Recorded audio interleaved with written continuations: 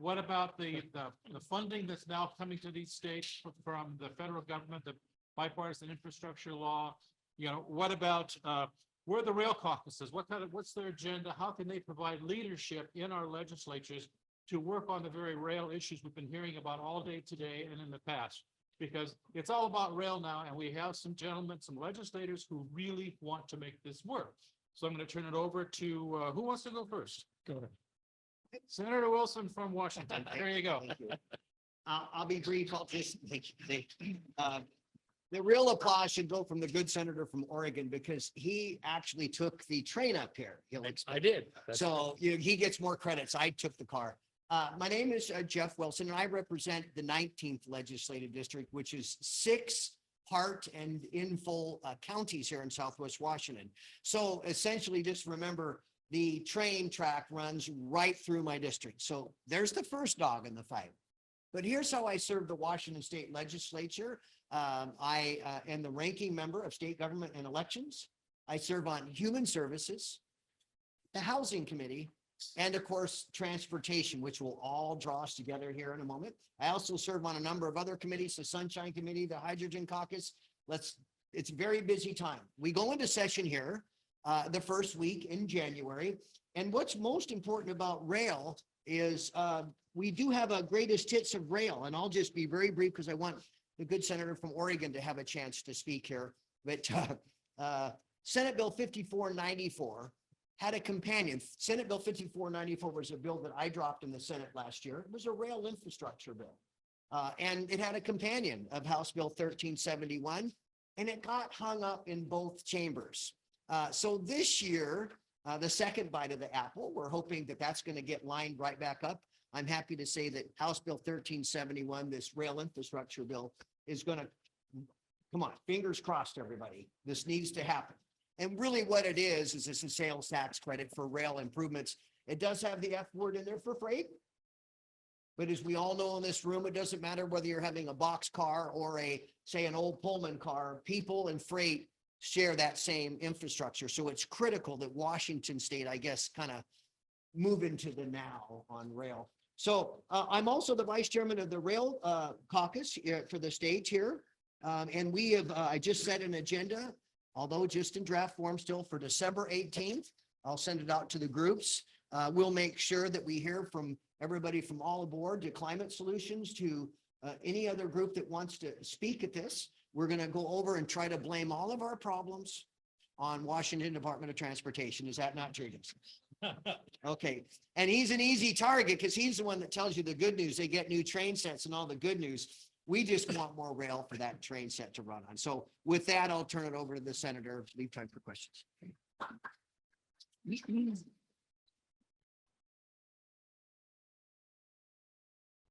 Well, good. I was going to say good morning, but I'd be out of touch already. Good afternoon, and I am from the Portland metropolitan area, but I'm from the eastern fringe, so Gresham, Troutdale, Wood Village, and Fairview. It's Senate District 25. I was first elected to the Oregon House in 2013, and I am more than halfway through my first run at Senate 25. Grew up in Portland, grew up in the Woodstock neighborhood, if anybody knows that area. And from where I lived, every night you could, when the noise died down, you could hear the Southern Pacific down below our house, below Reed College, switching cars and running trains north and south of us. Long time advocate then for rail. And as we hear another train coming, that's awesome. I did take the train up today, and I'll tell you one thing that was really fun. Every thing that I've been at recently for rail, I either had to drive or fly. This was the first time I could actually take the train, step off out here, and step into this nice dry building. Well, what if we could do that all over the Pacific Northwest? That's my hope. What is it? Do I need to hold it? Oh, okay. No, no. How's that? Is that better? Okay. So we, with Luis's help. About 3 years ago, we decided to form a rail caucus at the Oregon legislature, and it's been an interesting process. We have about, out of the 90 legislators, we have about 20 in the caucus. They're both bicameral, also bipartisan. And one of the things that I've found, especially in transportation, is that there's a lot of bipartisan work that goes on and can go on. And also we've been trying to do more and more with our Washington colleagues. That of course makes a lot of sense when we're talking about things like the Coast Starlight, Amtrak Cascades as a couple of examples. I am the co-chair of Joint Transportation, and I'm also the co-chair of the Rail Caucus, along with Nancy Nathanson, who's a representative out of Eugene. My transportation co-chair is Susan McLean, who's from the House side. So I don't know if you saw this nice article from the Idaho Statesman from today. What do you think it was talking about? The fact that the Federal Railway Administration did not choose to look further at the Salt Lake City to Boise part of the proposal for Amtrak extension. The good news is that it looks like North Coast Hiawatha is something that they're looking at more carefully. The kind of good news is that they haven't rejected the Pioneer yet. But the Pioneer goes through Northeast Oregon and on in through Boise and east, and would be a very, very, it's very much like the gentleman who was talking about the Yakima Valley. It would be really, really good to get that system and the Pioneer back, because as we've heard from people today and seen a lot of, we don't have a lot of other transportation options, especially in the more rural portions of our state. And if you're, getting older like me, and you run into some physical ability, disability issues, and you can't drive, there's not a lot of other options out there. The buses, not so good. Greyhound seems to be, disappearing. And so these sorts of things are just absolutely fundamental, especially now. I like the Cascades, don't get me wrong. I'd like to see more Coast Starlight myself, perhaps a second train set. But definitely our Eastern Washington and Oregon colleagues and friends and neighbors and citizens, they need more options. And it's ridiculous that we don't have those options right now in most cases. So I'll stop talking now. So thank you very much.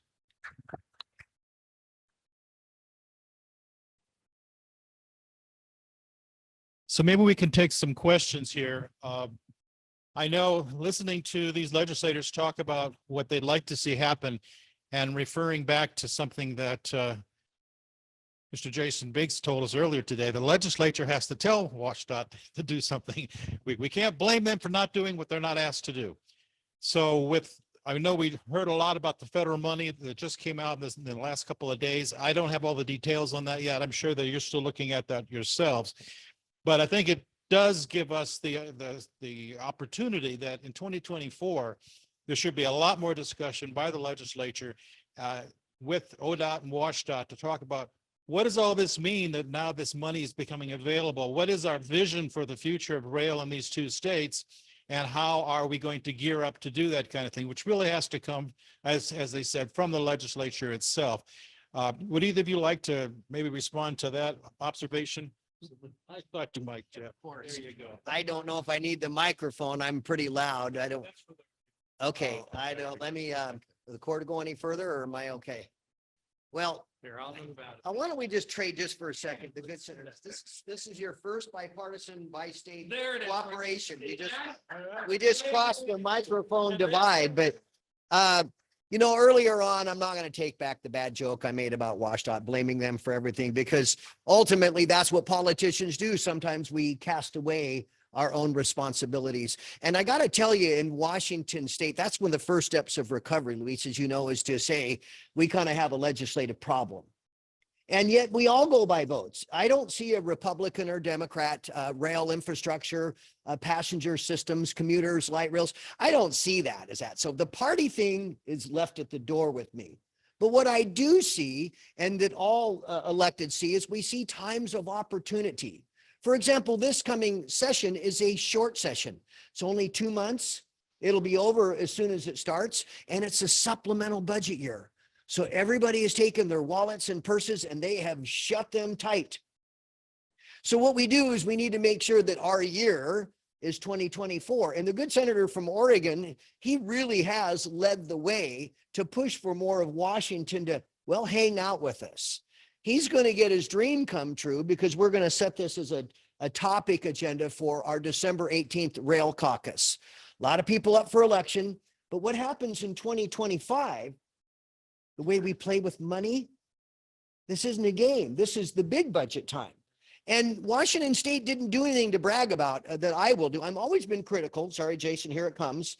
This is where I play the bad cop for once. We gave a lot of money to a package called Move Ahead Washington, which did something for Washingtonians that have to cross across water. We forgot rail again. We put a little money in that package for high-speed rail. We put a little money there to talk about it, yet we have our own lines in the eastern part of the state that have speed limits where it's faster to walk alongside the train than it is to ride it. Yeah, so in coming for 2024, we also have to wait to become more intelligent legislators. For example, here comes back to WashDOT again. You're going to start your cost analysis pretty soon. So when we work in budgets and do our magic from the floor or in committees, I need to know, what are we looking at? Now, we know it's not going to be free, but yet in Washington state, which, you know, I'm not speaking as anything else other than my position as a state senator, we have to make rail the priority. You know, that's that first commitment is WashDOT will do it. Now, I'm sometimes in the minority, sometimes in the majority, but on this topic, it should be the majority for the entire state. East meets west, north and south, then to our good neighbors. And he mentioned Idaho. I did go to Clarkston and Lewiston and went up to Stites, Idaho, and saw that rail line. And I got to tell you, before I give him the microphone, the one thing I want to encourage everybody is don't let your existing rail lines go away. You can still have your bike path.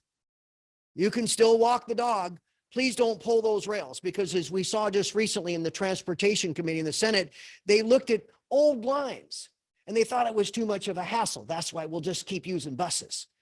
No, it's one of the unclaimed assets is quit ripping up your rails for a bike path and work in a way that we can do as successful politicians. And how we become successful is the word compromise. That's how we get stuff done. So I'm looking for the year 24. You're not getting rid of me, Jason. I will be aligned with a great crew at WashDOT, and then hopefully we'll get tight with Senator Gorsuch here. Thank you, Senator. I want to go back to something that Chris, you said, by the way, Chris and Chris. So we're Chris squared right now, but what you should know about the Interstate Bridge is that myself, Senator Lou Frederick, Representative Nancy Nathanson, we have really been trying to push on ODOT about the Burlington Northern Santa Fe Bridge across the Columbia. And we have been telling them that that's a way to mitigate some of the issues around the question of, derivation of pathways when there's tolls on the interstate, but not on the Glenn Jackson. So there are some of us, and I will tell you, just speaking for myself, the more noise your group and other groups make about that, the better it is. I do have a meeting coming up with the director of that whole project about rail, but he doesn't sound very promising, if you know what I mean. So, but we are very interested. Some of us are very interested in that. The other thing, I'm envious, Senator Wilson, because our short session is only 5 weeks long. And you've got 2 whole months, man. The problem is for both places, though, these are supposed to just be kind of fix the budget, clean up sorts of things. Leadership always seems to bring in, dare I say, a lot of other stuff that we're not allowed to bring up, but they can bring it up. So but it does go very fast. And I will tell you that with that federal money out there and the potential for lines like the Pioneer, we need to encourage our 2 DOTs to do as much as they can to plug into that. Other than that, we've had some success in legislation in the last session. We also have 3 bills that we hope to bring forward in the next long session. So that's 25, that are about high-speed rail. And they're designed to complement what Washington is trying to do. I know sometimes some people think that we have legislators that don't want to do anything. I understand that there have been some ripples of discontent, but most of us know that we want to be in line with Washington and BC, and most of us are pretty realistic about, I don't think you're going to have a high-speed rail line from Portland to Eugene. What we believe we're going to have is a higher speed. And so what many of us want to see is upgrades in the Willamette Valley, realizing that the real high speed starts at Portland and goes up to Seattle. So that's just a couple of comments on all of that, but I'm really hopeful that we can really jump in and be supportive on both sides of the Columbia River.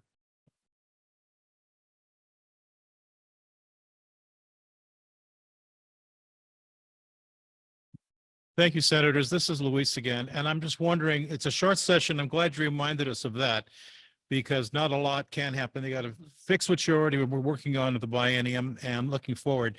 There's going to be obviously some political changes after the 2024 elections, 2025 coming along, and the bipartisan infrastructure law still has a couple more years and some funding available.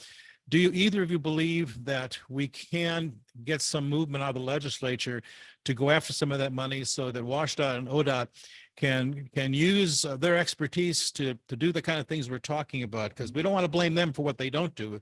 How do we see the legislatures in Olympia and Salem taking advantage of the federal money that might be out there still and get our hands on it, I guess? Okay. All right. Well, I think the key for us in Oregon is to get leadership on board with us. They need to, as it were, get on the train. If we don't have leadership, it's a very, very uphill battle. So the governor and our leaders in the House and the Senate, we will be lobbying them substantially. And it is I think the biggest problem is there are a lot of people who, in my opinion, don't think big about rail. It's kind of like, oh yeah, we still have trains, I guess. There's not a big vision. And that's one of the things that I hope the Rail Caucus in Oregon can continue to push and nurture, is this idea that rail, especially if you care about emissions and moving people efficiently, rail is a really good way to go. The other thing that I am often amazed by is how hard it is just to get all the apparatus in state government behind a concept that they didn't think of. And so lobbying is a big, big, big part of what we have to do, for sure. All right, so take over. Okay, what he said. That's kind of it. The good senator hit the mark right off the bat. It's not us. You're looking at two of your biggest fans from two different states with killer agencies in the room and groups that care. It's outside this room. It is to get leadership involved. And, you know, priorities have to be set properly. And there's also that timing where WashDOT may or may not can't get ahead of themselves at times, but you need to do certain steps before we can go chase a lot of that federal money. What's most important is we don't miss when that train leaves that station. You know, so there is the timing, but there's very little that at times we can do. We can't get out. We can't just go commit to the money without the leadership support. That includes both sides of the aisle. And don't forget, we still have two houses, the House of Representatives and the Senate. And then in between us is the state agencies that will do a good job, but we do have to make it a priority and do that. So there's going to be strength in numbers. Again, 2024 with no promises, we will have more strength with bi-state because at our rail caucus meeting, I mentioned, we'll start tying in meeting times and our rail tour for 2024. We always go out and do these awesome field trips. No, now the field trips priority must be to regain and to build our relationships with Oregon, our closest neighbor in this, because that will give us a bigger voice as electeds to get to our leaderships and to put on that, I guess, a bi-state cooperation. Not throwing Idaho out of the picture at all, but, you know, let me tell you, I'm the senator from the west side. Part of my job is to get those senators from the east side to say, please join us in rail. Besides just moving the grain under seasonal freight commodities, people need to be moved more often at times than freight. It's the other freight. So this Yakima discussion, Spokane, these are really big deals. And I have to get a lot of that excitement going. So I'll turn the microphone away because I don't have to motivationally speak in front of you. We're fans of what you guys do. So it's just, we just got to expand outside these walls. Thank you, Senator. And that kind of reminds me when you're speaking to the east side of Washington anyway.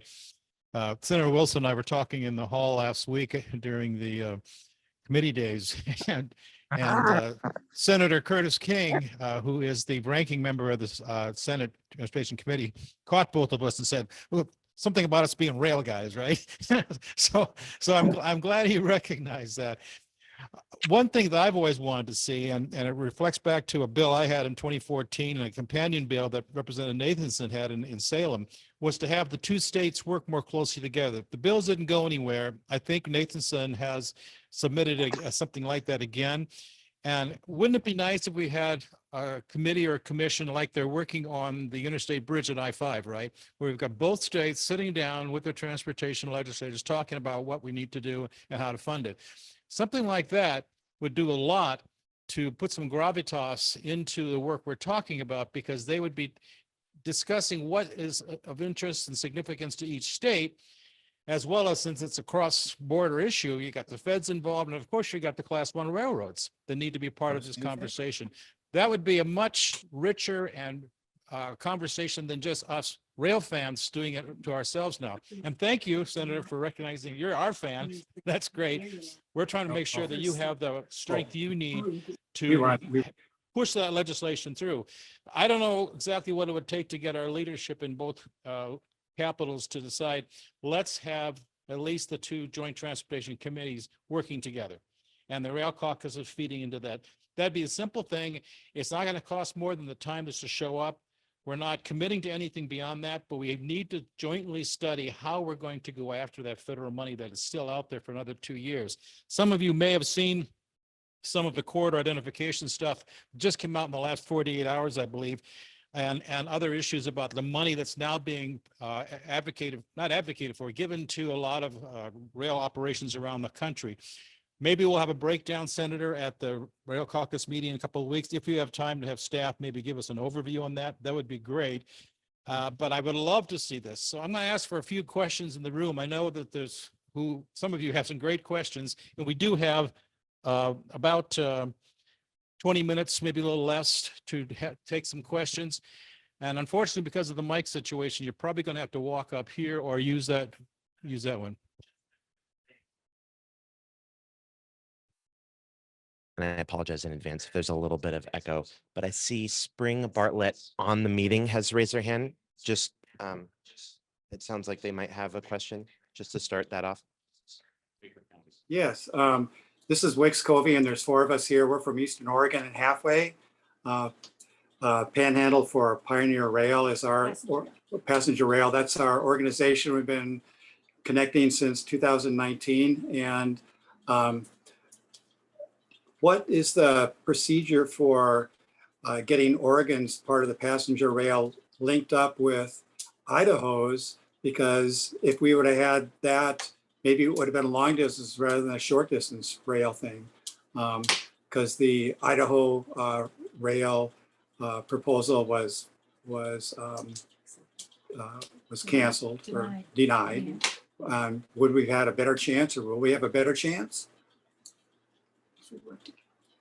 Well, thank you for that question. I can tell you that myself and several members of the Rail Caucus, we worked to get assistance from the Pioneer Corridor for people to write letters or sign on to a letter of ours encouraging the redevelopment of the Pioneer. And so if you contact my office in Salem, I can get you some more information about that. But we had a good number of folks that signed on. We had a couple of different meetings where we were trying to encourage chambers of commerce, cities and counties, the tribes to sign on to that and to advocate for the Pioneer. And I don't think it's too late to do more of that. So please do get a hold of me.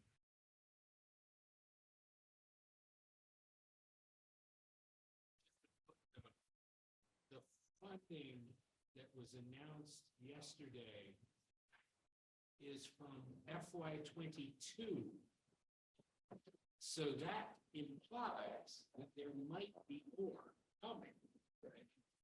So, I think it is not too late to do that, because 23 is already over. Right. Well, and it seemed in this Idaho Statesman article, it seemed to imply that the Pioneer was still in play. So I'm hoping for that. By the way, anybody advocating for North Coast Hiawatha, awesome. Awesome. We need more of that. Back to the Yakima Valley. And the Pioneer. John. Take a question from the room here. Here. Snites, Idaho. Gosh, I know where that is. And thanks for the comments on higher speed rail in the Willamette Valley. Funding question. This might be more for staff, at least in Oregon. Could diesel taxes that the railroads pay be diverted to passenger rail? And infrastructure improvements, which would also improve freight rail. Oh, yeah.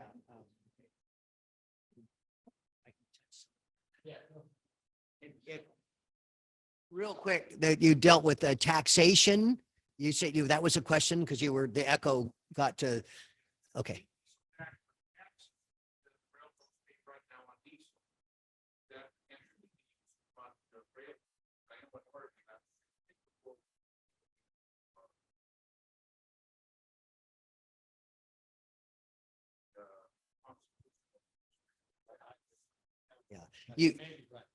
And on a federal level, I can't answer that.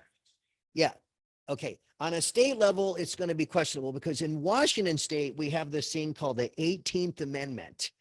And it's a really weird thing. We made a promise when you go to the pump and you pump your gas or diesel that we would use that money for, let's just say, mobility infrastructure, roads, and we don't. Our hand is in that cookie jar a lot. So now we're at the problem of how to continue to fund on with what do we do with our new electric vehicle fleets, because they don't pay anything in there. So Washington state right now is looking at a pay per mile or trip type coverage. But as far as the railroad and that money, you think it would make sense. But that's why I dropped a bill to incentivize the railroads to buy more, give them the sales tax relief so that they can afford to buy more and do the rail separations and improvements. That was my way of doing it. I don't know in Washington State if we could move that through because we're so restrictive already on state taxation for those type fuels. And I'll add to that.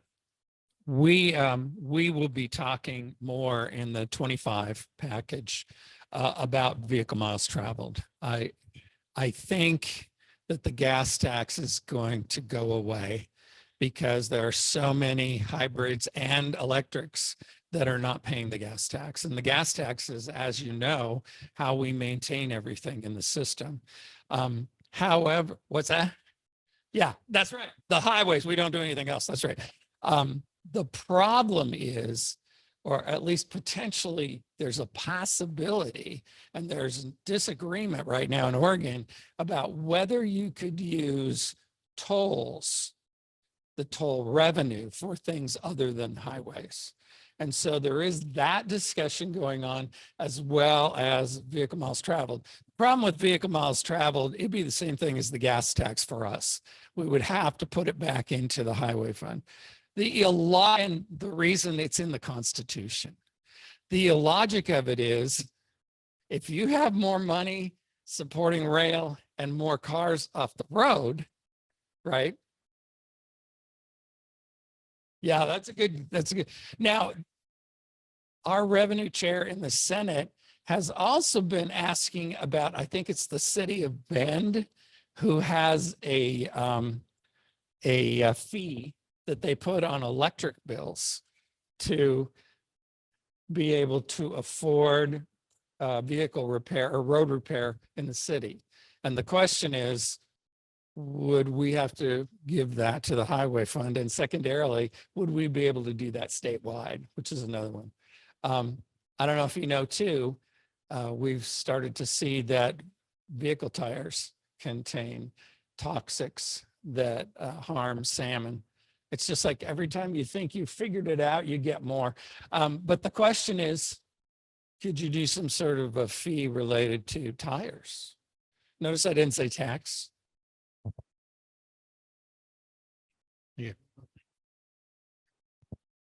All right. I see we've got a couple hands up online. Gary Wirt, I see you've got your hand up. Let's go ahead. Yeah, I think it's worth mentioning regarding the Pioneer route that the awards that were made just within the past couple of days by FRA were for corridor identification program applications. And I believe Big Sky Passenger Rail Authority submitted an application for the North Coast Hiawatha.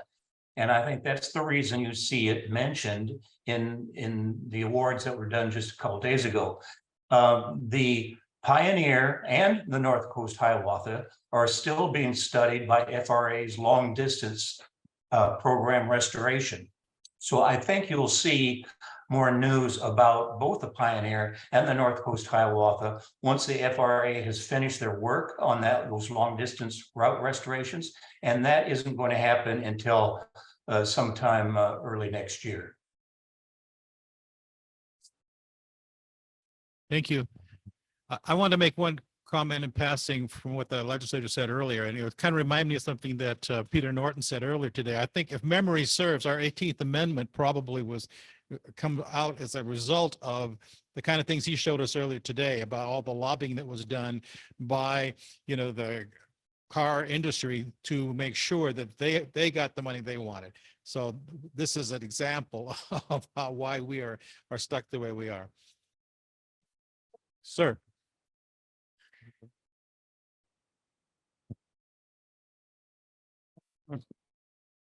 As I understand it, there is feedback. It's coming from the back. Yeah. Sorry. We can't correct it. Just going to have to speak. So. Is not the rate limiting step and the absolute impediment the freight railroads? You put all the money you want, but they don't give you permission to run the trains. So what incentives and what leverage points do you have against the freight railroads? I think the question is, how do we get the class one railroads in on this matter? And I think, yeah, you were specifically saying, you know, the freight, if it's a great freight corridor that grows through here. Listen, one of the ways to do it, you could either do it under the auspice of force or diplomacy.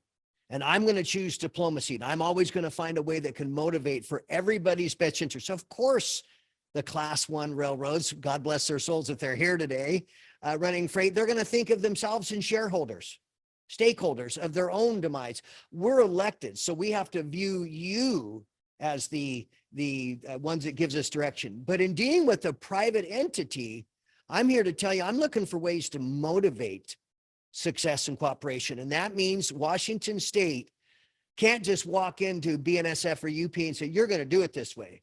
We're going to have to walk in with a series of compromises and offerings to take off that number one concern that the railroad has. I used to work for Union Pacific out of Portland Hub. Let me tell you, their attitude is, what's in it for me? A lot of these bridges, Burlington Northern and Union Pacific, they're going to say, we're paying for these bridges out of our own pocket.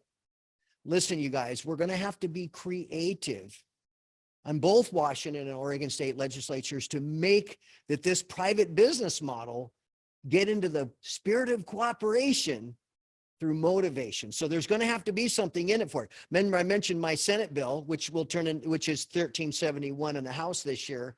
That incentivizes railroads to do it.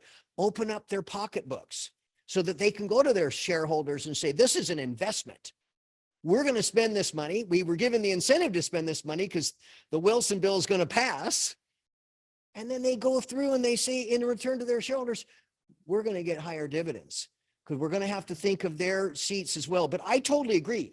You know, this is like the river runs through it. These are the ribbons of steel that run through it. We got to do. So we're going to fund.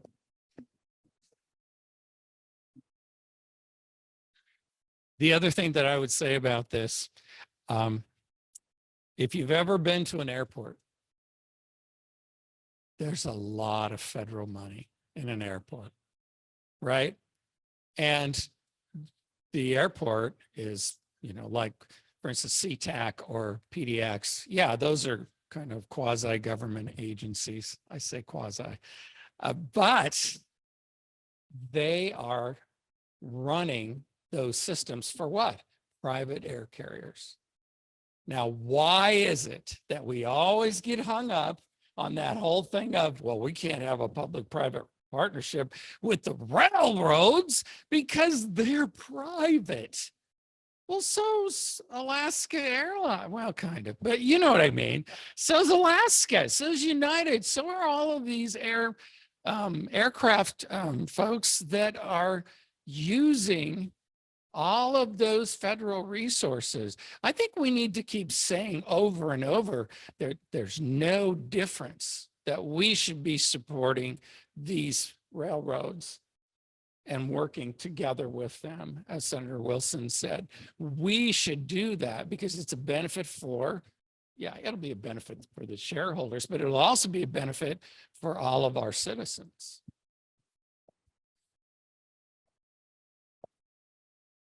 We've got a question in the room here.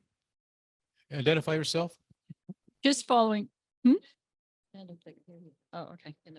Following up on that discussion, it seems like there's a fine line between reaching into the Class 1 office and saying, you're going to do it this way, and saying, here's all these really big projects. It seems like we never asked for big enough projects. We don't have big enough infrastructure to really support what we want. But then we're told, well, you can't ask for that because BNSF didn't approve of it first. So chicken and the egg, is it chicken and the egg? Like, how's it going? Well, I would say that getting them to collaborate is not always easy. And that's part of the approach that Senator Wilson was suggesting, which is working with them. Now, I think if you've got a nice carrot, which is a bunch of money, you know, we've got several projects right now that ODOT's working on to fix bridges, but they are still, they can still be recalcitrant. And quick story. we had a piece of track that needed to be added in when SP was purchased by UP at I-5 and I-84, and it was always designed just for SP. And so UP now needed this piece of track. It wasn't very long, less than a quarter of a mile.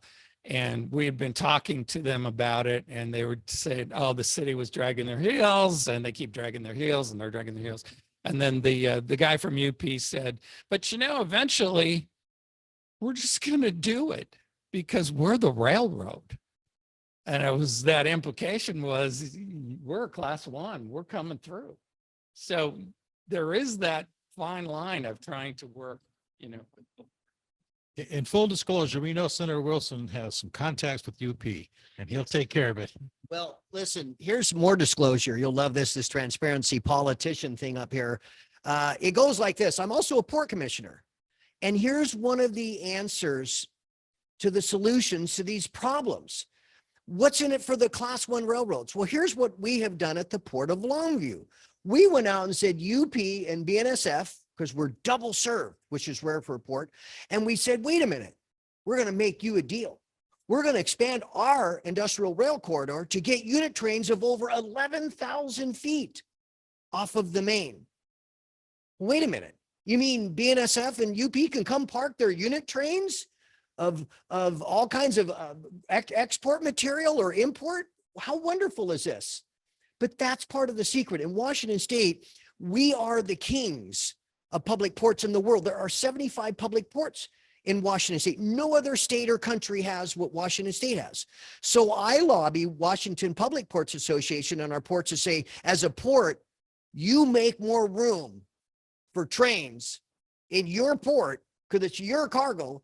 Get them off, as the gentleman said earlier, this corridor here, because this is what you need for people freight. So part of the way to win over a class one railroad like we've done, or class one railroad times two, if we've incentivised, and what does the port get out of it? Are you kidding me?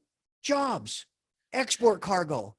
Between Oregon and Washington, we are the grain capital of all of the, it's 40% of all the grain gets shipped to the Columbia River through trains and ships. So finding those partnerships through interlocal governments, don't let them be shy. Washington Public Ports isn't, because obviously I talk a lot and I'm a port commissioner, so they get the same thing I'm doing to you right now. Talk a lot. We're down to our last minute here. So if either of you would like to close out with anything, this is the time to do it. One more question? Okay. Brian? Is Brian online or Brian in the room? Brian Yanity. Online. Oh, hi. Yes. Hello, everyone. This is Brian Yanity from Rail Passenger Association of California. And I just real quickly on the collaboration with class ones, we've had some success down here recently where the California High-Speed Rail Authority got BNSF Railway formally agreeing to, and it's now in the design, the EIR process going on right now, for the rail line between Fullerton, where I live, and downtown Los Angeles that's owned by BNSF. And this isn't just any freight rail line. This is the Southern Transcon from LA to Chicago. It's something like 5% of all containerized freight between Asia and North America actually is on this rail line from that ports of LA Long Beach. But they got them to agree to having overhead wire on 2 of the tracks on BNSF right of way, and to agree to a whole lot of like doubling the number of passenger trains overall, not just future high-speed rail, but Metrolink and Amtrak. And they got them to agree to that because of adding a 4th track. The state investing in that, state investing in the Fullerton Junction project and some new 3rd track up in the high desert. And this whole electrification on a class 1 owned railroad was assumed to be impossible in the United States. I've heard this so many times from so many different public agency people and quote unquote experts saying you can't electrify in America because the class 1 railroads will never agree to it. Well, here they agreed to it, and you buy them off with capacity. That's my message. Thank you. Was there one other question in the back of the room? Do you have the mic there, Patrick? Thank you. Up here. so we won't get a feedback. My name is John McIntosh. I live in the Tri-Cities. I'm a kind of a rail advocate kind of person. Okay, okay, a over here brought up an issue about railroad fuel taxes.